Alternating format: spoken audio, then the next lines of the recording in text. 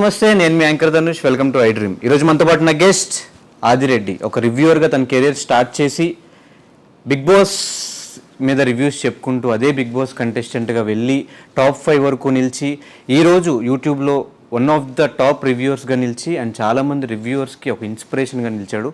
So big boss హౌస్లో తన journey ఎలా అనిపించింది అండ్ అలాగే ఒక రివ్యూవర్గా ఒక యూట్యూబర్గా తన జర్నీ ఎలా ఉంది, అంటే ఈజీగా సక్సెస్ ఎవరికి రాదు, ఇంత సక్సెస్ రావడానికి బ్యాక్ సైడ్ ఉన్న స్టోరీ ఏంటి, ఇవన్నీ కూడా తన మాటలో తెలిసిన ప్రయత్నం అయితే చేద్దాం. అండ్ 2024లో నా ఫస్ట్ ఇంటర్వ్యూ ఇది. సో ఈ గెస్ట్ తర్వాత నుంచి ఇంకా మంచి మంచి గెస్ట్లు వస్తారని ఎక్స్పెక్ట్ చేస్తూ ఆదిరెడ్డిని 2024లో ఫస్ట్ గెస్ట్గా మీ ముందు తీసుకొచ్చారు. Hi bro. Hi bro. ఏది బ్రో ఇది ఫస్ట్ ఇంటర్వ్యూ? ఫస్ట్ ఇంటర్వ్యూ 24లో ఫస్ట్ ఇంటర్వ్యూ. అంటే ఒక రివ్యూవర్గా సక్సెస్ అయ్యో, ఒక బిగ్ బాస్ కంటెస్టెంట్గా సక్సెస్ అయ్యో, బయటకు వచ్చిన తర్వాత ఒక సెలూన్ పెట్టి బిజినెస్లో సక్సెస్ అయ్యో, ఇల్లు కొనుక్కుంటున్నావు, కార్లు కొనుక్కుంటున్నావు, ఇంత సక్సెస్ స్టోరీ ఉంది కాబట్టి ఏదైనా లక్ ఉందేమో అని చెప్పేసి ఫస్ట్ గెస్ట్గా నేను కూర్చోబెట్టడం జరిగింది. లక్ కాదు బ్రో, యాక్చువల్గా నేను ఏది నమ్ముతానంటే ఆ లక్ కూడా లే. యాక్చువల్గా ఏంటంటే నా లైఫ్ది నేను చూసిన తర్వాత నేను నమ్మేది ఏంటంటే ప్రతి మనిషికి ఒక పర్టికులర్ టైం ఒక పాయింట్లో మనది టర్న్ అవుద్ది. ఆ తర్వాత ఎవడు ఆపలేడు.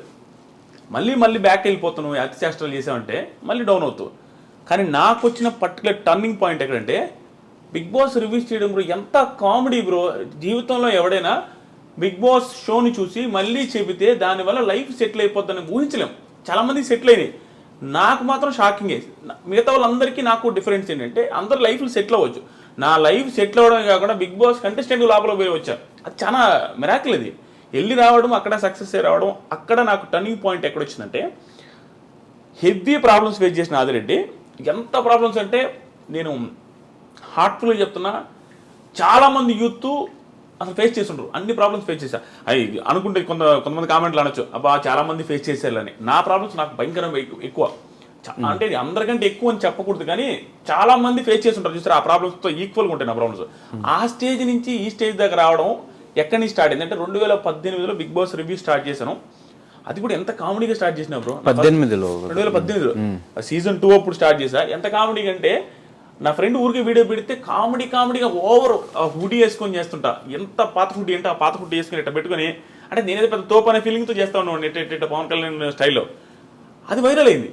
అన్ని ఛానల్స్ పెట్టుకున్నారు. నా ఛానల్లో 100 మంది సబ్స్క్రైబర్లు ఉన్నారు. ఆ 100 మంది సబ్స్క్రైబర్స్తో అది 8,000 వ్యూస్ వచ్చింది. ఆ రోజు నుంచి ఈ రోజు దాకా మినిమం వ్యూస్ లేకుండా నా ఛానల్లో వీడియో లేదు బిగ్ బాస్ రిలేటెడ్. అది నా లైఫ్లో టర్నింగ్ పాయింట్. దానికి ముందు పడ్డ కష్టాలు కొన్ని చెప్తాను చూడండి.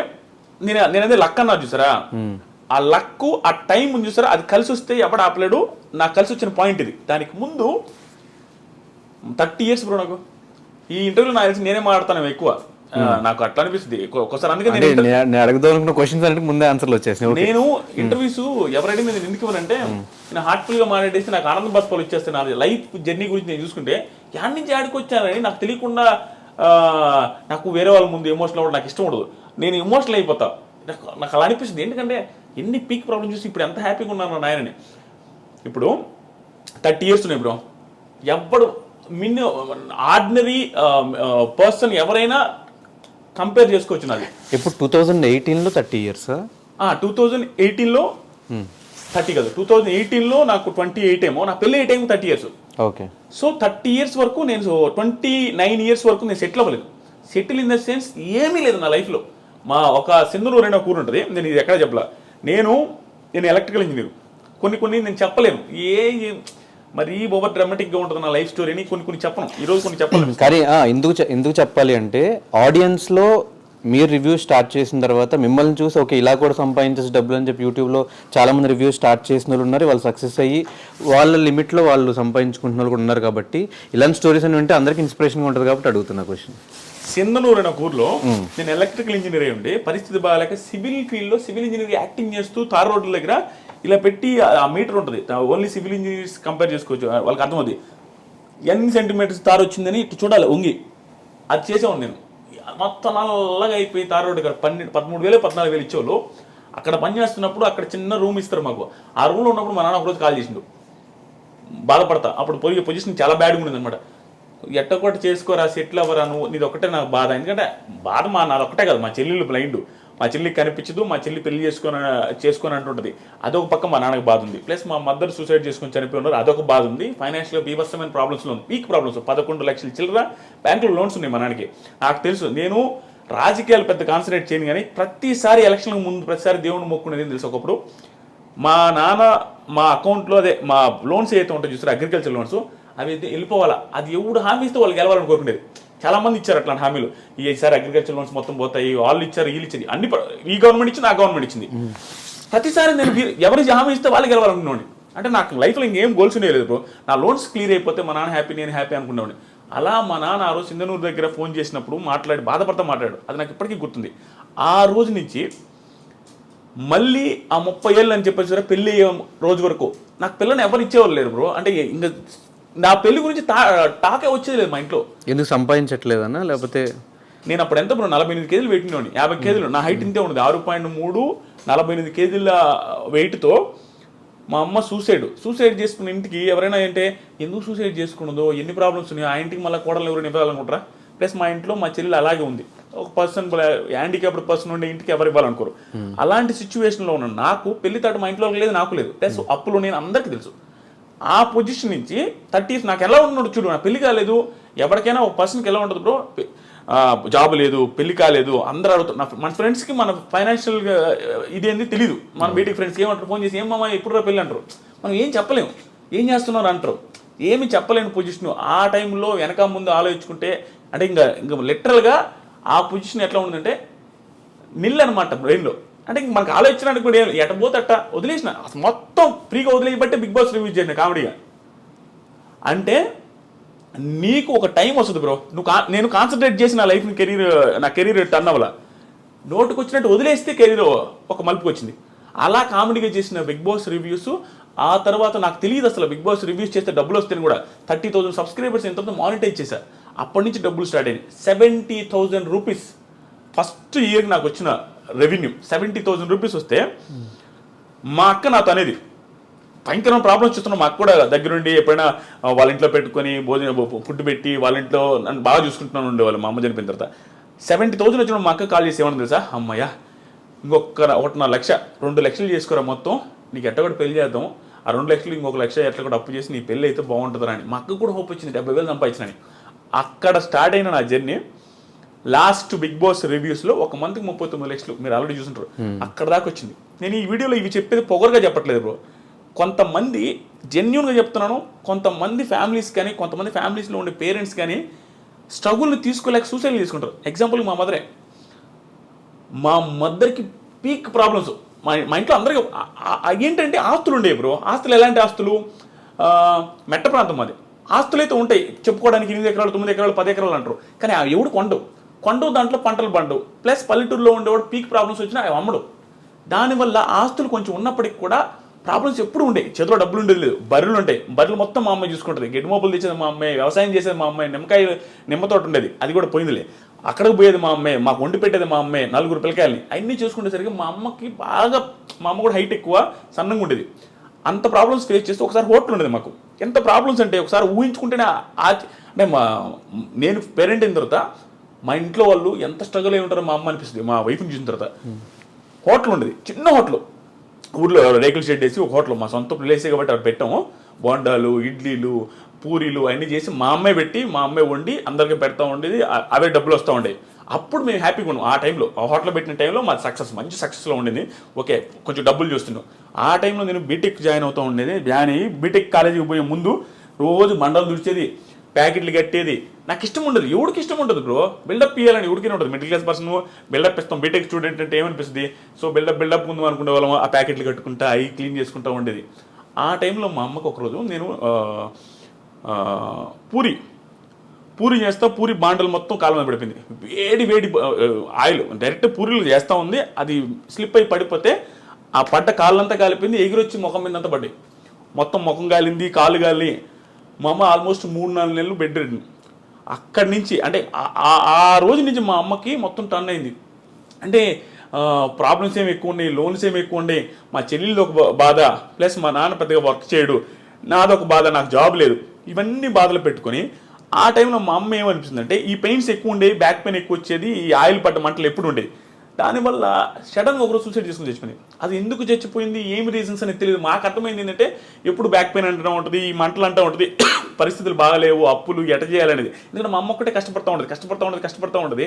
అవన్నీ తట్టుకోలేక సూసైడ్ చేసుకుని చచ్చిపోయింది బాత్రూమ్కి వెళ్ళి. అది కూడా నార్మల్. ఆ రోజు కూడా లాస్ట్ ఫుడ్ తిని నేనే గోంగూర పచ్చడి నాకు ఎప్పటికీ గుర్తుంది. అంటే మన బెల్ల పెట్టుండదు తెలుసాను. ఇప్పుడు నేను రిగ్రెట్ ఫీల్ అవుతా. ఆ రోజు కూడా నాకు ఇప్పటికి గుర్తు. ఏంది మా ఈరోజు కూర అంటే పచ్చడి రానిది. పచ్చడితో ఏంది అంటే మా ఇది సరే పెట్ట 2 ముద్దలు తిని నేను తినలేను తిను.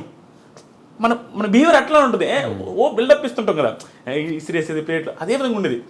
అక్కడ పెట్టేస్తే మా అమ్మాయి లాస్ట్లో సరే నేను తింటలేపు అన్నది పెట్టేసి ఆ ఫ్రెండ్ వాళ్ళ ఇంటికి వెళ్ళిన. రోజు ఆడే పడుకునేది మా ఫ్రెండ్ వాళ్ళ ఇంట్లో. ఎందుకంటే చిన్నప్పుడు మా ఇంట్లో దొంగలు పడ్డారు. అప్పటి నుంచి నాకు దొంగలు అంటే భయమే, మా ఇంట్లో పడుకున్నాను. అక్కడికి వెళ్తే నేను వేరే ఫ్రెండ్స్తో ఫోన్ మాట్లాడుతున్నా 11-11:30 టైంలో. నాకు ఫోన్లు వస్తా ఉన్నాయి మా ఇంట్లో నుంచి నాన్ స్టాప్గా. కట్ చేస్తా ఉన్నా, మనకి ఓవరు కట్ చేస్తున్నా. ఒక టైంలో ఏక ఫోన్ చేస్తానంటే ఇంటికి అడిగినా అన్నాడు. మర్చిపోయింది, నేను ఫోన్ ఎత్తకపోతే నా ఫ్రెండ్ లోపల ఇంట్లో ఉన్నాడు. వాడికి ఫోన్ చేసి అది నేను ఫోన్ ఎత్తట్లేదు, ఒకసారి ఇంటికి రమ్మని రాను. వాళ్ళకి మా అమ్మ చచ్చిపోయిన విషయం చెప్పేశారు. అలా చెప్పేశారు. నేను బయట ఫోన్ మాట్లాడుతున్నా నైస్గా. వాడు పప్పు తిన్న అన్నంతో వచ్చిండు బయటికి వచ్చి, మామ మీ ఇంటి దాకా పెద్ద మామ అన్నాడు. నువ్వు పోయి రాపరా, మీ అన్నతో నాకు పని ఉందంటే నువ్వు పోయి రాపరా. వాడేమనంటే ఎక్స్ట్రా చెప్పు రా మామ అనేసరికి సరే అని నేను ఫోన్ పెట్టకుండా మధ్యలో కూర్చొని బైక్లో మాట్లాడుతూ ఉన్నా. వాడులా మామ ఫోన్ పెట్టి మామ అన్నాడు. ఫోన్ పెట్టి అన్నాడు. పెట్టేసిన తర్వాత వాళ్ళ తమ్ముడు నా వెనక కూర్చోన్నాడు, నేను మధ్యలో ఉంటే వాడు చెయ్యి నా మీద వేస్తుంటే వాడు అన్నం పప్పు అంతా ఉంది. రే హరీష్ చెయ్యి కూడా కడుక్కోవాలన్నా. రే మనకేం తెలియదు కదా, ఈ చెయ్యి కూడా కడుక్కోలే ముండనాయుడు అంటా ఉన్నా. మర్చిపోయిన అమ్మ అంటుడు. పోతే మా ఇంటి చుట్టూ జనాలు ఉన్నారు. ఏంది వీళ్ళందరూ ఈ టైంలో ఉంటే ఏమైనా గొడవ అయింది ఇంట్లో, ఎందుకు ఏంటి అసలు. పోగానే మా అమ్మని బయట తెచ్చున్నారు, గుండెల మీద వస్తూ ఉన్నారు. అబ్బా నాకు అంటే నేనే ఉన్నట్టు బతుకుంది అనుకున్నా. ఎంత అప్పుడు ఇంకా వెంటనే చూడగానే చచ్చిపోయింది. నేను మిద్ది మీద పోయి బీభత్సంగా ఏడ్చిపోవడానికి ఆ రోజు నుంచి దాదాపు 1 month నేను ఫుల్ స్ట్రగుల్ అయిపోయినా. యాక్చువల్గా నేను బాధపడ్ను. అమ్మ నేను ఎమోషనల్ అయిపోతా స్వామి నిజంగానే. యాక్చువల్గా నేను బాధపడ్ను. ఆ టైంలో నా బాధ అంటే తెలిసింది. అంటే వెరీ రెక్లెస్ క్యాండిడేట్ బ్రో. అంటే రెక్లెస్ అంటే మనకి ప్రేమ ఉంటుంది. చాలామంది పిల్లకాయల దగ్గర యూత్ దగ్గర ఉండేది ఇదే, అమ్మన్న నాన్న ఇష్టమే, తెలియకుండా కోపాలు ఎవరి మీద చూపించలేక ఇంట్లో సిరీస్లు కొడుతూ ఉంటారు ప్లేట్లు. నేనంతే, పప్పుచారు అంటే ఇష్టం, పప్పుచారు చేయకపోతే నేను ప్లేట్ ఇస్తుండేది, ఏంది కూరలు ఎప్పుడు ఇదేనని. పరిస్థితులు బాగాలేవు, అది మనకు తెలిసినా కూడా బిల్డప్ ఇస్తుంటాం. ఆ సిచ్యువేషన్ అప్పుడు నాకు అన్నీ గుర్తొస్తుంది, ఎంత ఓవర్ చేసాము అని. కానీ నిజంగా చెప్తున్నా బ్రో, మా అమ్మ చనిపోయే ముందు 2 months 2-3 months మా అమ్మని భయంకరంగా అర్థం చేసుకుందాను. చెప్పిన ప్రతి మాట వినేవాడిని. ఎందుకో మా అమ్మ భయంకర స్ట్రగుల్ అవుతుంది నాకు అర్థమైంది. అక్కడ ఒక టైం వస్తుంది చూసారా, మనం కూడా ఎంత ఎదవైనా అర్థం చేసుకుంటాడు. ఆ పక్కలో నేను ఎంత ఇబ్బంది పడుతున్నాను ఆ టైం అది మళ్ళీ అర్థం చేసుకునేది బ్రో. చిన్న మాట, ఒకప్పుడు నేను రోడ్లో పేరాపర్ వచ్చినాడు అంటే నేను పంపము అనేవాడిని. అలాంటిది ఒక మాట చెప్పిన వెంటనే వెళ్ళేవాడిని. మా అమ్మకి భలే నేను ఒక్కని ఎంత బాగా వింటున్నాడు అనే ఫీలింగ్లో ఉండేది. కానీ సడన్గా చేసుకునేసరికి మాకు ఎవ్వరికి అర్థం కాదు. అది ఎట్లా అంటే బాత్రూమ్ రేకులు బాత్రూము. మా అమ్మ 5.7 5.8 ఉంటుంది, ఆ ఎత్తు 5.9 ఉంటుంది అంతే ఆ బాత్రూమ్. అంటే మనిషి ఊరేసుకొని ఏలాడాలంటే కాలు తగులుతుంటాయి. ఎలా ఎంత ఇబ్బంది పడి ఊరేసుకున్నదని మాకు ఇప్పటికీ ఆశ్చర్యం అనిపిస్తుంది. ఎంత పెయిన్ ఉంటే బాధపడద్దని. ఈ సుత్తంతా నేను ఎందుకు చెప్తున్నా అంటే, సుత్తి కాదు, చాలా మందికి ఇది ధైర్యాన్ని ఇవ్వాలి నాకు. ఆ పొజిషన్ నుంచి మా అమ్మ లైఫ్ మారదులే, ఇంకా నా జీవితమే ఇంతే అనుకుని సూసైడ్ చేసుకుంటే, అంటే నేను ఇంకా నా లైఫ్ మారదు అనుకుంటే, నేను ఇప్పుడు 20 మంది లైఫ్ని మారుస్తున్నా. నేను సెలూన్ పెట్టి నా సెలూన్లో 20 మంది పనిచేస్తున్నారు, నా చుట్టూ 5-6 మంది ఉంటారు, వాళ్ళ లైఫ్లు నేను చూసుకుంటూ ఉంటాను. ఇన్ని లైఫ్లు నేను మారుస్తుంటే మా అమ్మ లైఫ్ మార్చలేను అనుకున్నది. హోప్లెస్గా అయిపోయి సూసైడ్ చేసుకుని చచ్చిపోయింది, ఇంకా ఆనందం ఉంటుంది. అదే మా మదరు సూసైడ్ చేసుకోకుండా ఎదిరించి పోరాడి ఇక్కడ దాకా ఉండుంటే ఈరోజు మా మదర్ ఉన్నప్పుడు నా సక్సెస్ ఇంకా ఎక్కువ ఉండేది కూడా, ఆనందంలో ఇంకా హ్యాపీగా ఉండదు. ఇప్పుడు మేము వీడియో చేస్తున్నాం, మా అమ్మ మదర్ కూడా మా వీడియోస్లో ఉండుంటే ఇంకా ఎంత బాగుంటుంది. ఇవన్నీ ఆలోచించుకుంటుంటే నాకు అనిపిస్తుంది, ఒరే నాయన సూసైడ్ ఎందుకు చేసుకుంటారో, నా లైఫే బెస్ట్ ఎగ్జాంపుల్. అసలు టర్నింగ్ పాయింటే ఉండదు, హ్యూజ్ ప్రాబ్లమ్స్ కానీ మా అమ్మ సూసైడ్ చేసుకున్నది. నా లైఫ్ ఈరోజు ఎట్టుంది, ఏ రకంగా ఉంది. మా ఊర్లో ఇంకొక ఎగ్జాంపుల్, నేను క్వశ్చన్ కూడా అడగా. నాకు మా ఊర్లో చిన్న ఎగ్జాంపుల్ చూడండి లైఫ్ మారడానికి. నేను జస్ట్ ఒక ఇంగ్లీష్ మాట మాట్లాడితే యా అన్న ఒకరి ముందు, ఏదో అడిగితే యా అంటే మేము కానీ మెతుకులేదు కానీ ఇంగ్లీష్ రా నీకు అన్నారు. నేను 10th చదివేటప్పుడు ఆ పొజిషన్ అట్లా ఉండేది మాకు. ఆ రోజు నుంచి నా దగ్గర అప్పు తీసుకున్న వాళ్ళు 10,000 ఎగ్గొట్టారు. అది అక్కడ దాకా వచ్చి ఇవన్నీ మా అమ్మ చూడలే అయిపోయింది. ఇప్పుడు ఇంట్లో వాళ్ళకి ఎట్ట బ్రో, పల్లెటూరు ఆడవాళ్ళకి ఎట్ట, మా కొడుకు 30,000 శాలరీ అయితే 50 చెప్పుకుంటారు, అదే వాళ్ళకి ఆనందం. ఇవన్నీ మా అమ్మ చూడలేకపోయింది. ప్లస్ బంగారం ఉండేది లేదు. ఏ పెళ్ళిళ్ళకి పోయినా మా అత్తోళ్ళ దగ్గర తీసుకుని పోయేది. ఆ పొజిషన్ నుంచి ఈరోజు ఏమైనా కొనిచ్చే పొజిషన్ చూడలేకపోయింది. అందుకని ఆవేశపడకూడదు మనిషి. ప్రతి ఒక్కడికి నేనే సక్సెస్ అయినా బ్రో, నా దగ్గర టాలెంట్ లేదు, నేను జెన్యున్గా ఒప్పుకున్నా, నా దగ్గర ఏ టాలెంట్ లేదు, మాట్లాడతా అంతే. ఏది హార్ట్ఫుల్గా మాట్లాడతా, ఏది అనిపిస్తే అది మాట్లాడతా. టాలెంట్ లేని నేనే పెద్దగా చదివాను కూడా కాదు, ఓకే ఏదో వచ్చాయి. అలాంటి పర్సన్ నేనే సక్సెస్ అయిపోయి నా లైఫ్ మా ఫ్యామిలీ లైఫ్ మార్చేస్తే ఎంతోమంది బీభత్సమైన టాలెంట్ ఉంటుంది, వాళ్ళు ఎందుకు చచ్చిపోవాలా, వాళ్ళు ఎందుకు సూసైడ్ చేసుకోవాలి, నాకు అర్థం కాలే. నువ్వు వెయిట్ చేయి. బిగ్ బాస్ తుప్పాస్ బిగ్ బాస్ చాలా మంది ఆ షోని తిట్టుకుంటూ ఉంటారు, ఇప్పుడు తెలియదు ఉంది అది ఒక షోనా అంటారు. ఇన్ని చెప్తుంటే ఆ షో ఒక లైఫ్ మార్చింది, ఒక ఫ్యామిలీ లైఫ్ మార్చింది, మా తరాన్ని మార్చింది. ఇక్కడ నుంచి మా తరం స్టార్ట్ అయిపోద్ది, మా ఒక జనరేషన్ మార్చినట్టే. దాంతోపాటు నా చుట్టూ ఉండే ఒక 20 మంది బతుకుతున్నారు. దీంట్లోనే కెరీర్ ఎత్తుక్కోగలిగిన టైం వస్తే, అన్ని కలిసి వస్తే. అలాంటిది వేరే వాళ్ళు ఎందుకు ఎత్తుకోలేరు, చదువుకొని బాగా చదువుకున్న వాళ్ళు. సో నేను ఈ ఇంటర్వ్యూలో కానీ ఎక్కడొచ్చినా నేను ఈ పాయింట్ నా జీవితం మొత్తం చెప్తా ఉంటా, సూసైడ్లు చేసుకోవద్దు. ఏ లైఫ్ ఏ టైంలో నీకు రోడ్డు మీద ₹1 దొరుకుతుందో తెలియదు. నీకు ఏ పిల్ల నిన్ను నచ్చి ఆ పిల్లకి 100 కోట్లు ఉంటే నీకు తెలియదు. నీకు ఎక్కడైనా చేంజ్ అయిపోవచ్చు, నీ లైఫ్ మొత్తం డిజాస్టర్ నుంచి హై క్లాస్లోకి వెళ్ళిపోవచ్చు. ఆ హోప్ ఉంచుకోండి, ఎవడు చచ్చిపోవద్దు. నీకు నిజంగా చచ్చిపోవాలనిపిస్తే, నీకు అసలు నీ పరిస్థితి బాగాలేదంటే, ఆకలితో చచ్చిపోయి కావాలంటే ఇది వెయిట్ చేయి లాస్ట్ రోజు దాకా ఏది దొరకపోవచ్చు, నువ్వు ఎట్టగా చచ్చిపోతావు. అంటే నీకు నువ్వు చచ్చిపోవాల్సిన అవసరం లేదు, నువ్వు తట్టుకోలేకపోతే అది ఆటోమేటిక్గా అయిపోద్ది. చచ్చిపోవద్దు, అది నేను అనుకునేది. ఆ పొజిషన్ నుంచి ఈ పొజిషన్ దాకా వచ్చి చూసారా. నేను ప్రతిసారి చాలామందికి చెప్పేది అంటే, నేను నా ప్రాబ్లమ్స్ ప్రతిసారి చెప్తుంటా. ఎందుకు తెలుసా, నాకు ఇప్పుడు ప్రాబ్లం ఉంది నేను చెప్పట్లా. నేను డైరెక్ట్గా చెప్పే కదా 33 లక్షలు ఒక నెలలో వచ్చినాయి. నాకు ప్రాబ్లం లేవు, సింపతి కాదు ఇది. నాకు ఒకప్పుడు ప్రాబ్లమ్స్ ఉన్నాయి, ఇప్పుడు లేవని చెప్తున్నా. ఇది ఇన్స్పిరేషన్గా ఉంటుంది, జనాలు చూసేవాళ్ళకి అనే ఉద్దేశంతో చెప్తుంటా. ఎందుకంటే చూసేవాడికి ఒకటి, మరి వాడి పొజిషన్ ఆ రోజు ఇంత బ్యాడ్ అంటారా, మంది అంత బ్యాడ్ కూడా లేదు. ఇప్పుడు ఆడి లైఫే మారింది, మన లైఫ్ ఎందుకు మారదురా, ఎందుకు మనం చచ్చిపోవాలనే ఆ హోప్ రావాలి జనాలలో. సూసైడ్ చేసుకునే అంత ఎదవలు లేరు. మా అమ్మని ఇప్పటికీ మా ఊర్లో తిడతారు, ఎదవగాపోతే ఆ రోజు సూసైడ్ ఆ పిల్ల ఎదవగాపోతే అటు చచ్చిపోకుండా ఈరోజు బంగారం ఉండి కదనే ఆవేశపడి ఆ పిల్ల అటు చేసుకున్నది కానీ మా అమ్మల్ని తిట్టా ఉంటారు అందరూ. అంతే కదా, చాలా ఇది బ్రో ఇవన్నీ. కానీ